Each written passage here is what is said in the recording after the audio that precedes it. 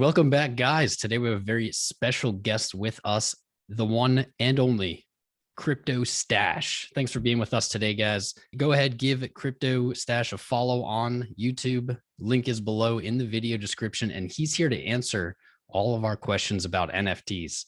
Isn't that right? Yes, sir. Stash here to the rescue, man. All right. Well, you guys know I'm clueless when it comes to NFTs. I have kind of the idea, maybe a similar one to what you guys have out there. I'm not an expert. I want to know from someone immersed in the space, what are NFTs? They're not just pictures, right? Yeah, I mean, expert, man. You can call it like you see it. This is I've been doing NFTs, covering NFTs since 2017, man. So really, when things first got started, I saw the power and the potential of that that kind of subset technology of cryptocurrency, and I just kind of ran with it. And so yeah, I mean, is an NFT just a JPEG? I mean, no, that's only one component of it, right? With just the image, you really don't have a lot. There's lots of images out on the internet, man. People use them all the time, reuse them, remix them, all these things. There's no value contained necessarily in there intrinsically, because it's not linked to any sort of ownership or rarity. The history of something is what tends to give it value when it comes to NFTs. So you can't verify that history with that meme that started 10 years ago and has been used a million times over. I think that's a pretty big thing. So when it really comes down, like, well, where's the value lie? I think a lot of it comes down into these details, right? Absolutely. The fact that, yeah, I mean, the fact that you can verify the history, and also like the rarity of this as well. That, hey, there's only X amount of these out here. Here's where it came from. Here's the original author. Someone who created this is essentially using this to sign it and say, yes, this is the original. This is the authentic one. All right, awesome. That sounds like I am on the right track. That's kind of the concept I had here is, I could make an NFT of a Picasso, but everybody knows I'm not Picasso, so it's not right. real They would ownership. trace it back to you, and they're like, hey, this is Tom Crown, not Picasso. Yeah. I don't understand this. And there's no history associated with this. This dude just created this yesterday. I know the Picasso was created hundreds of years ago.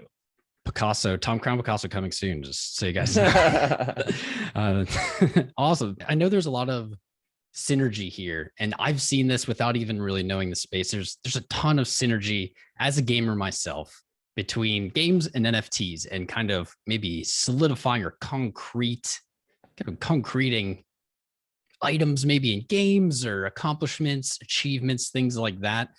Maybe could you tell us a little bit about the integration going on right now with NFTs and gaming, and where you see that going in the future? Yeah, I mean, I think before I jump into like really the gaming stuff, just to give a kind of like separation of like where we're at right now in the NFT space, there is what I would consider a lot of projects that, for lack of a better word, are just literally, a collectible in a way where there's not much utility to them. And so that's kind of like, I feel like the divide between, NFTs right now is NFTs that are just simply, photos on the blockchain or images on the blockchain, and they you can verify their rare, their history, but they have no actual utility.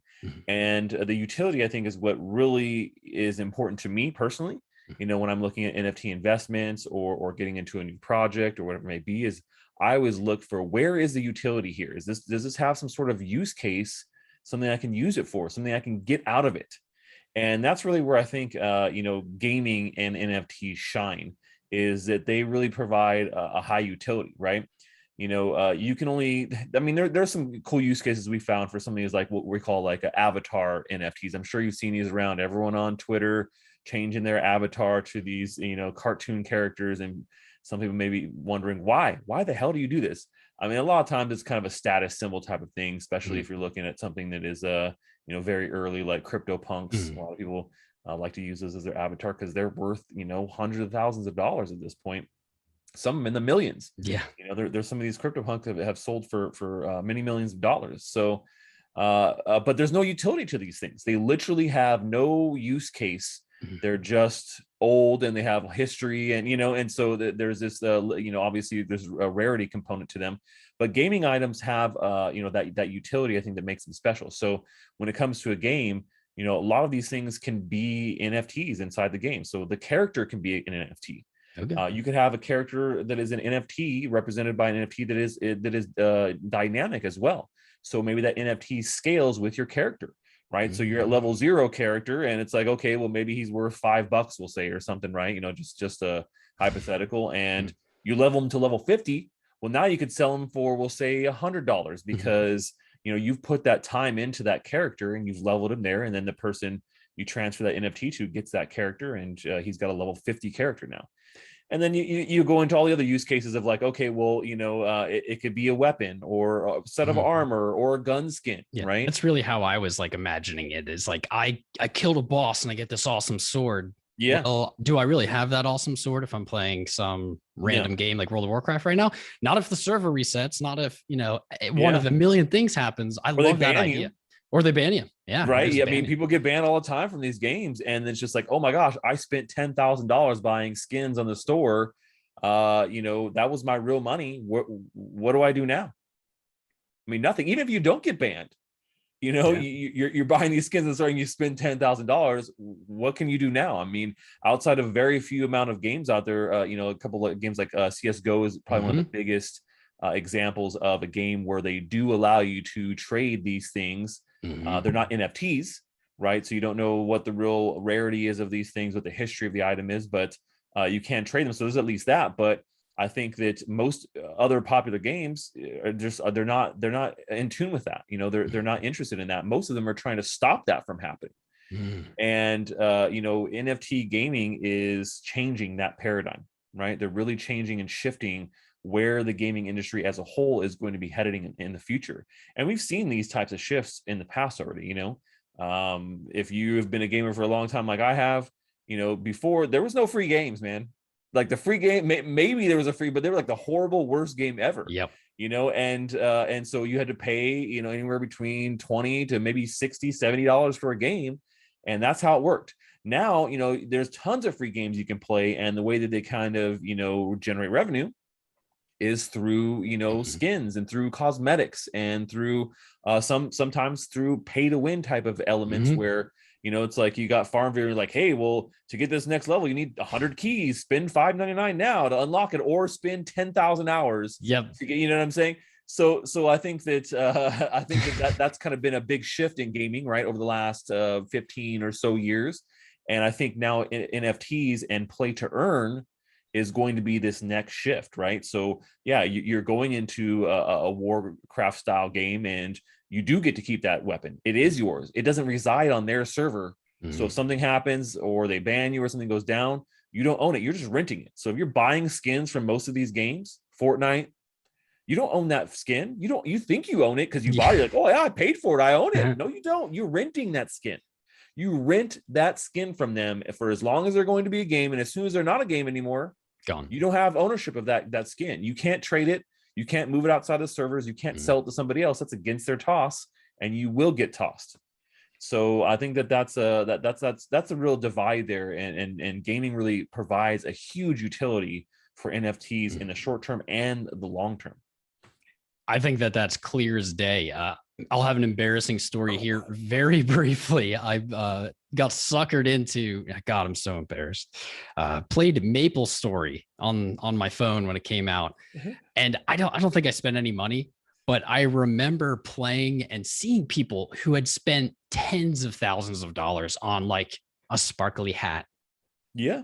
You know, it's just a sparkly hat. They didn't own it. They couldn't like give it to anyone, or people are willing to sink huge amounts of money into these status symbols. And hey, if that's what they want to do, go for it. And you know, I've paid real money in game for things before. I'm not going to pretend I haven't. Thank God, not Maple Story. That's a dark tale. Brutal. But there's clearly a massive demand to kind of show off, whether it's showing off or kind of ego EPing, we called it at the time. There's a demand there, and I think NFTs really does meet that, and in a greater way than just a picture. Yeah, well, they unlock the rest of the other side of it, right? So, you know, you go buy a sweet ass shiny hat in real life, and you put that bad boy on, and you strut your damn stuff. And you're like, fuck, I look good, man. Look how good I look. And then, you know, if you're like, oh, you know, it's been a year, this shit's out of style. you could go resell that. You could go sell it on eBay or on like OfferUp, or you know what I'm saying, or all these myriad of different sites, right? Even maybe take it down to the local thrift store or something. But you can get some sort of value back for most of these things, right? Maybe it's not the full value, maybe it is, maybe you buy something and it appreciates over time too, which we do in real life as well. But that's what's been missing from a digital version of your life, a digital persona, or in these games, that you can buy these cool things, and then when you're done with them, well, I don't know what you do with them after that. Nothing. You sunk the money, they're gone, that's it. And so NFTs and blockchain really unlock that other side of potential there, to be able to continue to trade these things and grab value back out of them.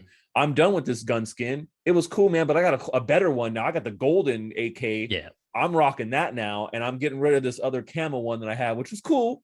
It's rare, but I'm not using it anymore, so I'm going to sell it. So and you can get some value back. That's what's been missing. Totally agree. Something I'm not familiar with. How do I get into NFT gaming? I'm genuinely asking this because I don't know. Is it as simple as downloading a game like on my computer, or is there some kind of wallet or extra barriers involved? Okay, so the first step into getting involved in NFT gaming is to follow my channel. The second step, you must give your soul over to Satoshi Nakamoto. No, okay. But first step is actually a good one, not necessary, but second step, really getting started with NFT gaming is, I think, finding a game that aligns with what you like. That's been hard. I've been playing these blockchain games since really they got started. I remember when I was on Twitch when I first started doing this, and I was like, I'm going to start really doing, because I think this is going to be the future. I was very confident in it. Nobody else was. And so I was trying to stream on Twitch, and like people didn't understand what I was doing. They're like, crypto game, what the hell are you talking about? What? Earning money even though you're not a pro? Like, I don't get it. You have to be a pro to earn money at video games. I go, no, you don't. Not with crypto games. That's a huge point, though. Is like, you really do have to be a pro to earn money. Crypto can change that. That is a game changer in the industry. Period. Everybody wants to stream their games. Like, I've played the games that I enjoy. And then the earning as a bonus is the fact that like I'm not going to play a game that I hate just so I can earn a high amount. Like, at the point where, here in the United States, I feel like it's probably not really worth it at that point. If you're in, another nation where maybe the cost of living is much lower, and how much you can earn in a job there is a lot lower, some of these games are definitely supporting a whole, swaths of people. And so there is that, okay, well, hey, I play this for my job. And so I could get maybe not loving the game. But, I think that really, for most people, finding a game they like, and just kind of jumping in. So every game is a little bit different. I would say that there's a lot of games on Ethereum, but playing games on Ethereum is also pretty expensive because there are high transaction fees, and so the items have to be expensive. And so I wouldn't call it the crowning example, but the one of the most popular examples out there is Axie Infinity, and that is a game that has over 1 million players. But the barrier to entry in that game is $1,000+. Ooh. And so most of the people that play this game, the bulk of them are people who live in the Philippines and other countries where you just can't earn as much of a living. And so these people play this game and they earn more than they would from like your average job in their country. So what they do is they get scholarships from people that can't afford the assets. Like, I run a team of Axie Infinity scholars. Wow. And so I buy the assets and essentially we split profit. But that's not to say that every game is on Ethereum. There's a lot of games that are on side chains, right? Things like Matic or Immutable X. Those are side chains for Ethereum. And so those games on those platforms. You still got to get your crypto over to those secondary things. So there's a transaction fee there. But once you're there, you're all good. And so, games like Gods Unchained are very popular on Ethereum, and a couple other ones. I've been, some of the ones that I play on other chains are like Splinterlands, Blankos, War Riders is also a Mutable X based game as well. For a lot of these, they are free to jump in. Some of them aren't. Gods Unchained is a completely free to start game. So you don't even really have to have a wallet. You don't have to go buy things to get started. You can just jump into the game, and it's a card game. So it's similar to like Magic the Gathering, Hearthstone style, So those really have a lot of synergy. I used Yeah. to collect Magic the Gathering cards myself when I was younger, and that was a huge money sink for a piece of paper. That yeah, I think I had a Yeah. volcanic island worth $200 now. God knows how much I spent, as my parents did as a Right. kid. Yeah. Yeah, Yeah. that's interesting. I've long heard stories of people in other countries, exactly as you described, where the average wage is very low, like farming WoW gold and Yeah. selling it on eBay. And I love that idea. I love the idea of people being able to earn directly. They're not dependent on the World of Warcraft servers, which obviously want to ban them if they're Hmm. farming gold and selling it on eBay. Yeah. You get And this caught, is man. encouraged. So Yeah. I'm still missing it, and I think maybe some others will be too. Is so okay. Let's use that Axie Infinity example. Let's say I have the coins, I have the wallet. What's my next step? How do I then play? If that Yeah. makes sense. So like I said, like every game is a little bit different, right? Axie Infinity runs on their own side chain or own blockchain called Ronin. And so you would need to get the Ronin wallet, and then you need to get a team of Axies. So that one in particular, it does require you to buy assets up front. You need to have 3 Axies to get started. And so Axies range anywhere from like $300 or $400 plus.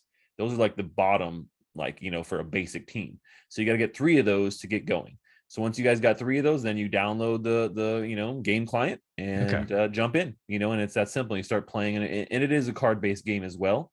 But you don't collect cards. The actual Axies themselves are kind of what dictate what cards you can play. So like I said, a lot different than Gods Unchained, which is free to play, and you actually earn as you play too. So you can earn free cards in that game. And every like couple of levels you level up, you're earning card packs for Gods Unchained. So you can go in there. They give you a starter deck for free, which, like I said, so it's a very stark difference. Mm-hmm. Both games on Ethereum, but like I said, Gods Unchained does it a little bit different. So with that one, you don't need to have a wallet to get started. I mean, but a MetaMask wallet is what you would eventually need if you're buying cards, right? You're getting cards. You would want to connect a MetaMask wallet for that.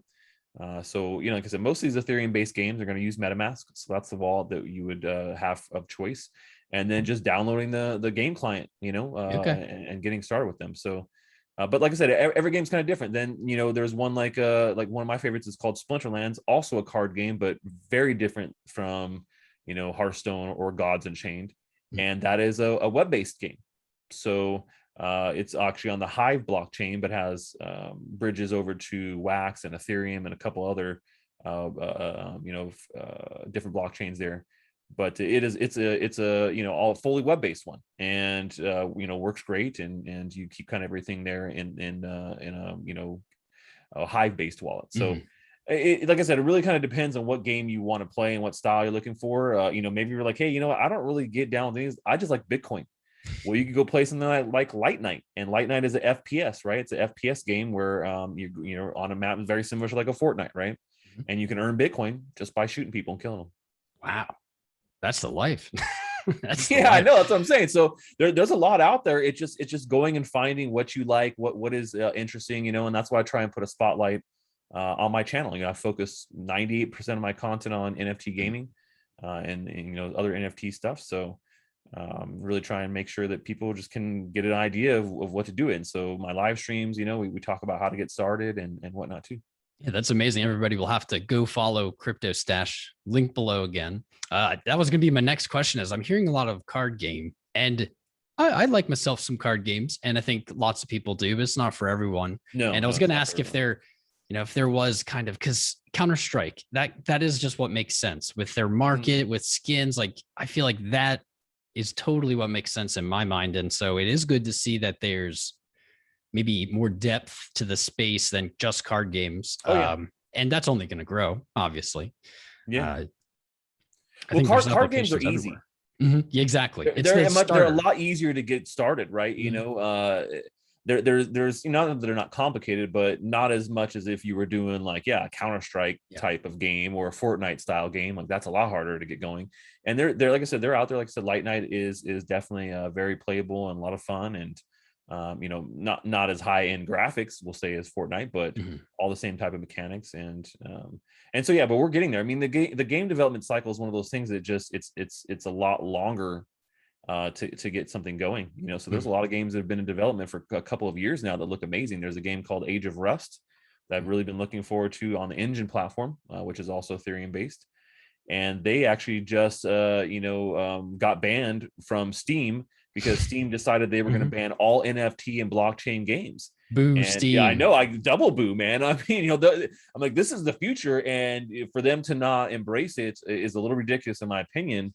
But they're still putting out a really great game, and it is like it's like a RPG strategy puzzle type game. You're like in this apocalyptic wasteland, and it's all it's like a AAA style game, and there's a lot of those experiences coming. They're just they just take a long time in development. So Yeah, of course, the gaming's the future. That I think next to crypto, I mean, one of the most booming industries in the world has got to be online gaming. yeah, For sure. oh no, for sure, yeah, it already is. I mean, gaming is the most watched sport in the world. If if you don't consider it a sport, but I mean, I do. esports are easy. Yeah, I do too. I'm just saying, some people would they wouldn't, I guess, but esports is the most watched thing in the world. And even I think like football, basketball, and hockey combined, esports crushes all of them. Yeah, I And think League of Legends at one point, I don't know if this is still true, maybe it was never true, but I remember hearing a statistic that just League of Legends was bigger than all of the major gaming. And that makes sense because it's accessible to everyone. Anyone of any shape, size, whatever, as long as they have an internet connection, basically can play. Yeah, absolutely. That is the future of gaming in my mind. And I say that without even having kind of the expert background you do. I have one more question for you. Can you tell me what is the metaverse I keep hearing about? What is it? It seems so big and nebulous, and I'm lost. Yeah, I mean, the metaverse, it for lack of a better like word, and like to give you a visual, if you've ever seen the movie Ready Player One or read the book is great. The movie's pretty good too. That is really what we talk about when we talk about a metaverse. What we're really working towards is this fluid persona, this fluid digital persona and life. And the metaverses that we have now are kind of like what you consider the beginning of those things, right? Where you're going in, and it's not like it's a particular game experience, but it's a social experience, right? That may have gaming attached to it as well. But these metaverses are particularly in crypto, are places where you can own land and build experiences, or your own house on this land, or speculate on it and sell it. And would that be like half or Second Life, maybe kind of thing? Like right? where it's like a socially game where there's Second no Life kind is of exactly exactly. So Second Life is a great example of a metaverse, one of the OGs, right? Second Life is one of those really old school. But I mean, online MMOs have always kind of had a little bit of that feel to them. I mean, all the way back to Ultima Online, which was the pioneering game of online games. I played so much Ultima Online. Me too, man. Oh my gosh. It consumed my life at some point. Catskills server, man. Catskills. Yeah. And that's what I'm saying. So, and that was something we had never seen, as gamers. And it literally, I got addicted to it, man. And, but because it's one of those things where, you like what is going on there, and you're living your life there. It's not just, okay, I'm doing the quests, or I'm doing the adventure, but you literally, like, your whole social life is there. And that's really what I think that a metaverse, is trying to accomplish. Is it, having a digital representation of yourself in this digital world, where you can pretty much be whatever you want to be, and associate with people, and do social experiences, and play games, and listen to music, and do all kinds of stuff. I mean, they're having a really amazing music festival in Decentraland right now as we speak.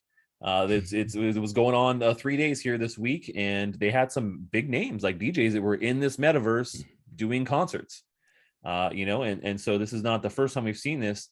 So the largest concert in the world was held technically in a metaverse through Fortnite with Marshmallow, and so there's a lot going on in that realm, and the technology is just not necessarily there for it to be a continuous seamless experience. It's where everything is connected. We have a lot of like smaller hubs right now, and you can go one or the other or whatever, but they're not like this big seamless thing like you would see in for the Oasis is what they have in Ready Player One.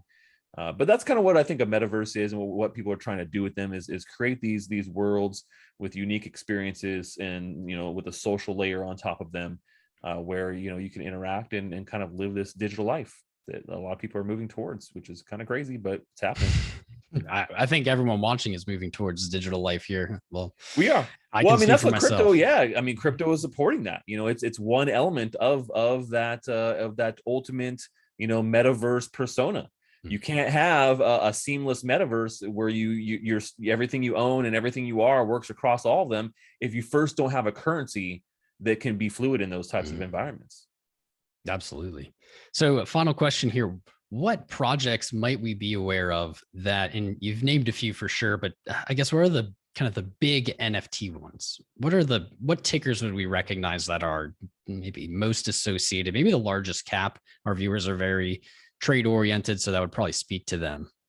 So you're talking about like tokens that are connected to NFTs or to like gaming like platforms, right? Not that's what you're talking about, right? If I would if I had one exposure, let's say in my portfolio to NFTs without necessarily going on Rarible or OpenSea and buying like a JPEG, how would I go about that in your opinion?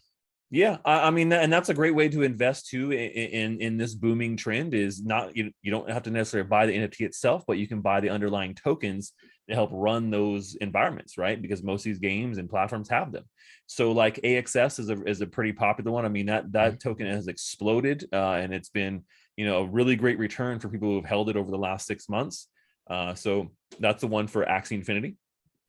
There's also other tokens like that are out there. Engine is also a pretty big one. I've been a big supporter of Engine for a long time. What they've been doing is helping to create that metaverse by creating tools, and so that's a great way to kind of get in is by buying these coins. Like I said, that are seminal. They're a huge utility within the platform, and tons of games are using them, right? Other ones like we just talked about Decentraland. So Mana is the token for that project. Also, very high utility. Sand from the Sandbox game. That's an upcoming game that's like in Metaverse. Very similar to kind of like a Roblox in a lot of different ways. So the Sand token's pretty good. Gala is also pretty good. Another token from a big NFT game studio. Turns out I have exposure without even knowing it. I've you had probably ENJ and Mana exactly. for There's quite a few, years. man. I mean, out there. So when you think about it, like some of these things you may not even realize, but you may already have the exposure. So yeah, and there's a bunch more out there. One of my other favorite ones is Wax. Wax is a big NFT based chain focused 100% on NFTs and gaming. So that's also a pretty good bet as well, in my opinion. Excellent, man. Excellent. So last question for you, Stash. You said the last question was the last question. Double last question. We'll edit it out. We'll leave it in. I know you're working on something. Tell us about it. Give yourself a shill. Shill away. Yeah. So I'm always working on something, guys. I've been in NFTs since 2017, creating them myself since 2018. I was actually the first YouTuber to ever create his own NFT. No one had done it before me. Before it was just developers and people working on games and projects, and no single YouTuber had done it. I was the first one. So I've been creating NFTs for a long time, and I actually just released my own NFT live stream interactive game. And so what that means is I have these NFTs on Wax, and you can use these NFTs to interact with my live stream on Thursday. I have a special live stream just for this, and it's a gaming show. Where we go and play video games, and it's a theme show, so it's a secret agent theme. It's called Secret Agent Stash, and so I'm dressed as a secret agent every day. We go in there, we start at headquarters, we talk a little bit about the game we're going to jump into, and then I'm a master of disguise, right? Being a secret agent, of course. So I get in these different disguises every time to go play these games, and so these NFTs you can buy. They interact with my stream, and you can make me like change disguises or change which game I'm playing live, or get me to do crazy things like play blindfolded for 10 seconds, or play with my left hand, or sing a song, or you know what I'm saying? So there's all these different actions and things you can get me to do with these NFTs. So you really get to kind of control the show a little bit of where it's going and what's happening, right? So that's what I mean by interactive NFT live stream game. So it's a live game you play with me every Thursday, and this is the first. No one's ever done anything like this. So I've definitely kind of been pioneering this with NFTs and how it works, and it's been a little rocky, but been fun. We're honing it every week. Right on, man. Keep blazing those trails. Thanks for being here with us today, man. I appreciate your time. I think our audience appreciates your time as well. We've been looking Mustache, for you. Love, love. All right, man. Well, thank you all. We will catch you soon.